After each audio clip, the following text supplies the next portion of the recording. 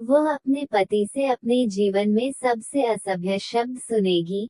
इसके बारे में सोचने पर उसे विशेष रूप से एक दृश्य याद आया जब वह मूल रचना पढ़ रही थी, डचेस, जिसे हमेशा अपने पति को पीछे से देखने के लिए मजबूर किया जाता था। एक दिन जब वह पीछे मुड़ा तो उसने खुशी से कहा कि उसे किसी का पीछा करना पसंद है। उसने अचानक ऐसा व्यवहार क्यों शुरू कर दिया? उसने कहा कि अब उन्हें बात करनी चाहिए। उसने सोचा कि उसे नहीं पता होगा कि वो उससे कितना मिलना चाहता था। महिला आश्चर्यचकित हुई और उसने टिप्पणी की कि वह ये सुनकर बहुत खुश हुई और उसे अपना पसंदीदा कहा और बात करने के लिए बहुत कुछ है। उसने 5 दिन पहले महल में एक याचिका भेजी थी। लड़की हैरान थी कि वह पहले से ही इसके बारे में जानता था। इंपीरियल पैलेस में चीजें उसकी सोच से अधिक तेजी से आगे बढ़ रही थी। महिला ने देखा कि यह सच था और उसने इसे भेज दिया। शायद उसने पूछा कि क्या उसने वास्तव में कहा था कि वह नपुंसक था। महिला ने आश्चर्यचकित होने का नाटक किया और पूछा कि यह किस तरह का अयोग्य शब्द था। वह नहीं जानती कि उसने इसे कहाँ सुना, लेकिन ये सुनकर उसका दिल दुख गया जब उसने सुना कि उसे ऐसा यौन रोग था। ड्यूक बहुत क्रोधित हुआ और किसी से पूछा। यौन पिता समारोह के लिए किसी ने याचिका में दी गई जानकारी को एक गुमनाम रिपोर्ट के रूप में अखबार को भेज दिया। इस वजह से यह आज सुबह प्रकाशित हुआ और ड्यूक के रहस्य के रूप में पूरे साम्राज्य में फैल गया। डचेस को बिल्कुल भी समझ नहीं आया कि किसने ऐसा मूर्खतापूर्ण कार्य किया था। निश्चित रूप से यह जनता के साथ उसका खेल था।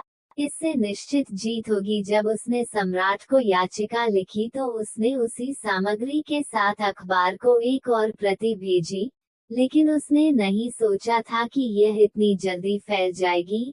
अब यह साम्राज्य के सबसे उत्साही व्यक्ति का प्रभाव था। उसका पति जानना चाहता था कि उसने ऐसी झूठी जानकारी वाली याचिका क्यों लिखी। महिला ने फिर पूछा कि वह किस बारे में बात कर रहा था और यह कौन सी झूठी जानकारी थी। ड्यूक हैरान था कि उसने कभी इसकी जांच नहीं की थी और वह नहीं जानती कि उसका यौन रोग झूठा है या नहीं। झूठी जानकारी, यह सही है। उसने निश्चित रूप से इसके बारे में पढ़ा। इस आदमी के में ऐसा लगता है कि वह पागल हो गया। दीवे परखने पेशकश करता है। वह उसके साथ सोना नहीं चाहती थी। मैंने उससे पूछा कि वह ऐसी और ऐसी जगह पर क्या कह रहा था। वह किसी ऐसे व्यक्ति के साथ नहीं दिखना चाहती जो अपनी मर्जी से जहां चाहे और जिसके साथ चाहे मौज मस्ती करता है। ड्यूक के मुंह से एक घबरा हुई हंसी निकली। उसने उससे पूछा कि क्या वह वास्तव में उससे शादी से नाखुश थी। महिला हैरान थी। ऐसा लग रहा था कि उसने सोचा था कि यह इसके विपरीत था। उसने ऐसा अभिनय किया जैसे वह उसकी गर्दन पर लटकी हुई किसी प्रकार की सजावट थी। आदमी ने कहना शुरू कर दिया कि उसने उसके लिए पहले ही बहुत कुछ किया है। लड़की को समझ नहीं आया कि उसने अपनी अंतरात्मा कहाँ छोड़ दी थी। उसने इसे सूप के कटोरे में डालकर खा लिया था, या शायद वह भूल गई कि वह किस तरह का व्यक्ति है। टेरा ने कहा कि वह सबसे कम उम्र का रक्षा मंत्री और शाही शूरवीरों का नेता है, इसलिए वह ये नहीं समझ पा रही है कि वह ऐसी स्पष्ट जानकारी क्यों पूछ रहा है। लड़की को विश्वास होने लगा कि वह तस्वीरों के माध्यम से अपनी संपत्ति का प्रदर्शन कर रहा है, जैसे लोग प्रतिष्ठित विश्वविद्यालयों से डिप्लोमा दिखाकर दिखावा करते हैं। वो ये दिखाने की कोशिश कर रहा है कि वो कितना अद्भुत व्यक्ति है और ऐसा लगता है कि ऐसा करके वह कहना चाहता है कि वह बहुत व्यस्त था। डी नहीं, उसने बल्कि घृणित व्यवहार दिखाया। विषय के सज्जनों की यह अजीब है, लेकिन उन्होंने ये भी पूछा कि वह किस बारे में बात कर रहा है। उसे समझ में नहीं आया कि वह क्यों चल रहा था जैसे कि उसे पछतावा हो।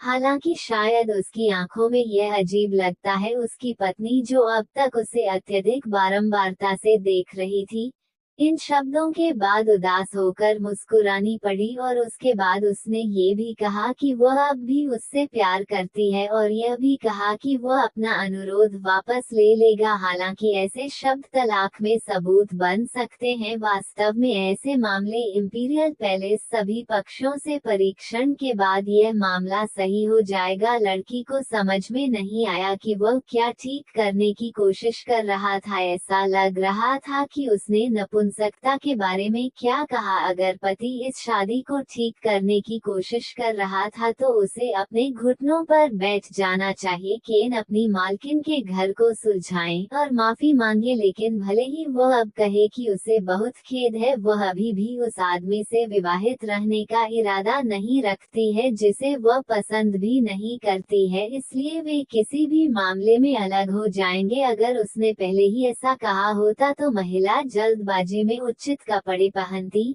वो केवल अपने बाल इकट्ठा कर सकती थी। उसके पति ने कहा कि वे मुकदमे के बाद अपनी बातचीत जारी रख सके। टेरा को बिल्कुल समझ नहीं आया कि किस बारे में बात करना जारी रखें। अदालत के बारे में उसका पति तलाक के दरवाजे के बारे में बात कर रहा है, नहीं, यह उनके न्यायाधीश के सामने उस तरह का मुकदमा नहीं है जिसके बारे में वे सोचने के आदी हैं। ये सरल शब्दों में एक अनौपचारिक बैठक की तरह है, ये सम्राट के लिए एक खेल के मैदान की तरह है। उन्होंने महामहिम सम्राट ड्रैगन हॉट और साम्राज्य के महान हॉकाइज का अभिवादन किया। सम्राट उन्हें जाने देने के लिए सहमत हो गया क्योंकि वह लंबे समय से अपने साथी की प्रतीक्षा कर रहा था। सम्राट बर्नाटो रॉड्रिक है, हालांकि उन्हें सभी गुणों के साथ एक उदार नायक माना जाता है। उनका एक विशेष पक्ष है जो उनके अधीनस्थों को पीड़ित करता है। खैर, यह महिला की चिंता बिल्कुल नहीं है। महत्वपूर्ण बात यह है कि इसके लिए धन्यवाद, मामला सुचारू रूप से चला गया। सम्राट ने कहा कि वह पहले बोलना शुरू करेंगे। उन्होंने मुस्कुराते हुए पूछा कि क्या ड्यूक वास्तव में नपुंसक था। आदमी ने तुरंत आरोपों से इनकार कर दिया। जो कुछ हो रहा था उसे गलत समझा गया।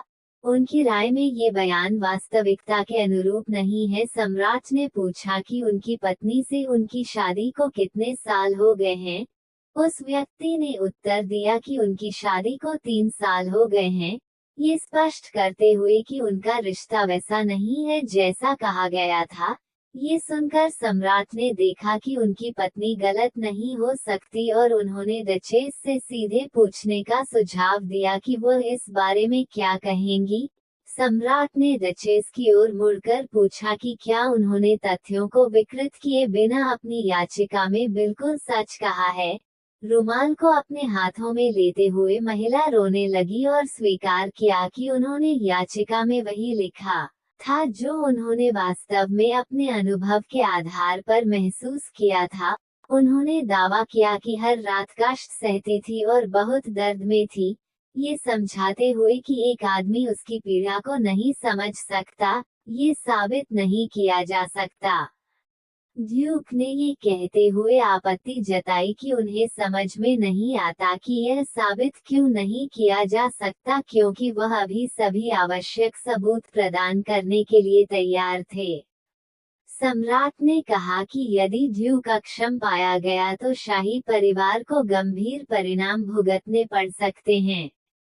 उन्होंने याद दिलाया कि ड्यूक साम्राज्य के युवा रक्त का प्रतीक है। यदि वह अक्षम साबित होता है तो ये भविष्य में डीवी की छवि को काफी प्रभावित कर सकता है। ड्यूक साम्राज्य की ताकत और प्रतिष्ठा का प्रतीक है और यदि उसकी अक्षमता की पुष्टि हो जाती है तो ये पूरे साम्राज्य की प्रतिष्ठा के लिए एक झटका होगा। इसलिए इस तथ्य को साबित करना विशेष रूप से शाही परिवार के लिए बेहद मुश्किल होगा, जिसे इन सब के बावजूद समस्याओं का सामना करना पड़ेगा। सम्राट को ये देखना मनोरंजक लगा कि क्या हो रहा था, हालांकि वह इस मामले को बहुत गंभीरता से नहीं लेना चाहते थे। ड्यूक गुस्से में चिल्लाया कि वो कभी तलाक नहीं लेगा, लेकिन महिला ने उसे याद दिलाया, अपनी इच्छा व्यक्त की। उसने सम्राट से अपने पति से तलाक देने के लिए कहा। उसने निर्णय लिया कि वह अब और कष्ट सहन नहीं करना चाहती। उसने पुष्टि की कि उसकी मंशा याचिका में बताए अनुसार अपरिवर्तित है। वह अब और कष्ट नहीं सहना चाहती और हर रात आंसुओं में जीना नहीं चाहती। सम्राट ने एक पल के लिए सोचा और पति पत्नी के इरादों का आकलन करते हुए कहा कि वह मामले पर निर्णय लेगा और निकट भविष्य में अपना फैसला सुनाएगा। उसने उन्हें अलग रहने के लिए 4 सप्ताह का समय दिया ताकि वे शांत हो जाएं और अपने अगले परीक्षण से पहले सोचने का समय दे। कानून ने अलगाव की इस अवधि को निर्धारित किया और 4 सप्ताह प्रतिबिंब और भावना को अनुमति देने के लिए आधिकारिक राहत बन गए। सम्राट के अनुसार 4 सप्ताह का समय बहुत लंबा नहीं है, लेकिन उनके मामले में उन्हें निर्णय लेने के लिए कुछ समय मिलना चाहिए। महिला ने निर्णय लिया कि वह इन 4 सप्ताहों का उपयोग बुद्धिमानी से अपने अगले कदम की तैयारी के लिए करेगी ताकि वह अपनी भलाई के लिए आवश्यक सभी कार्य कर सके। नौकरानी ने मैडम को बताया कि वह जो चाय पीती थी वह तैयार है और वह अगले कार्यक्रमों से पहले थोड़ा आराम कर सकती है। महिला अपनी वफादार नौकरानी रोज की बहुत आभारी थी, जिसने उस समय उसकी देखभाल की थी। वो एक अखबार के साथ बैठी थी, जिसमें अदालत की सुनवाई के बाद ड्यूक और डचेस के अनुग्रह की अवधि के बारे में बताया गया था। टेरा ने इत्मीनान से अपनी चाय पी। उसने घटनाओं का बारीकी से पालन किया, ये जानते हुए कि अपनी कमजोर अवधारणा की रक्षा के लिए उसे छाया में रहना होगा। महिला को पता था कि यह औपचारिक और सुरुचिपूर्ण लग रहा था, लेकिन उसने इस प्रक्रिया का आनंद लिया। चाय समारोह ने न केवल इंद्रियों को जागृत किया, बल्कि डोपामाइन को भी। लंबे समय तक उसे शांति नहीं मिली। कुछ समय बाद टेरा ने कॉफी के स्वाद के समान कुछ खोजने की कोशिश में विभिन्न सामग्रियों को मिलाने की आदत विकसित की और आखिरकार वह सफल रही, जिसने उसकी आत्मा में कोमल भावनाओं को जगाया। इस नए स्वाद ने उसे राहत की भावना दी, जैसे कि यह उसे उसके दुर्भाग्य से राहत दे रहा हो। 4 हम अनुग्रह अवधि परिस्थितियों में एक बुद्धिमान निर्णय लग रहा था। इस समय के बाद फिर से उनकी राय सुनने की आवश्यकता होगी और फिर अंतिम फैसला किया जाएगा, तलाक या एक साथ जीवन जारी रखना। हालांकि महिला के लिए तलाक ही मुख्य लक्ष्य था। इसे प्राप्त करने के लिए उसे कुशलता से जनता की राय का प्रबंधन करने की आवश्यकता थी और इस समय आवश्यक परिस्थितियां बनाएं। उसके नाम पर कई निमंत्रण आ रहे थे, जैसे कि हर कोई उसकी स्थिति पर चर्चा करने के लिए बैठकें आयोजित करने की कोशिश कर रहा था। जाहिर तौर पर कई लोग उत्सुक थे क्योंकि फोकस खुद ड्यूक पर था। महिला ने रोज से सभी निमंत्रणों को विनम्रता से अस्वीकार करने के लिए कहा ताकि अनावश्यक चर्चा न हो। अस्वीकृति का कारण काफी स्वीकार्य पाया जा सकता था। महिला कुछ समय के लिए अपने माता पिता के घर लौटने वाली थी ताकि वह उन कठिनाइयों से उबर सके जो उसने अनुभव की थी। उसकी योजना रात में रोते हुए छाया में अपना समय बिताने की थी, क्योंकि उसका पति नपुंसक था और वह कठिन रहस्योद्घाटन के बाद उसके समर्थन पर भरोसा नहीं कर सकती थी। डचेस ने इस संबंध में मानसिक और शारीरिक दोनों तरह की कमजोरी का अनुभव किया। उसने ठीक होने के लिए अपने माता पिता के पास जाने का फैसला किया। डचेस की ओर से पूरी तरह से चुप्पी तलाक और नपुंसकता की अफवाहों के खिलाफ सबसे अच्छा बचाव होगी। ये स्थिति पर नियंत्रण बनाए रखने और इसे सीमाओं के भीतर रखने में मदद करेगी। रोज ने महिला को पत्र सौंप दिया। टेरा ने काफी घोटाला किया है और अब वह जो कुछ भी हुआ उसे आसानी से नहीं छोड़ पाएगी। उसके फैसले पर ध्यान देने की आवश्यकता है और निश्चित रूप से इसके परिणाम होंगे। यह एक चैरिटी कार्यक्रम था जो कम सामाजिक स्थिति वाले कलाकारों या कठिन जीवन स्थितियों में रहने वालों का समर्थन करता था।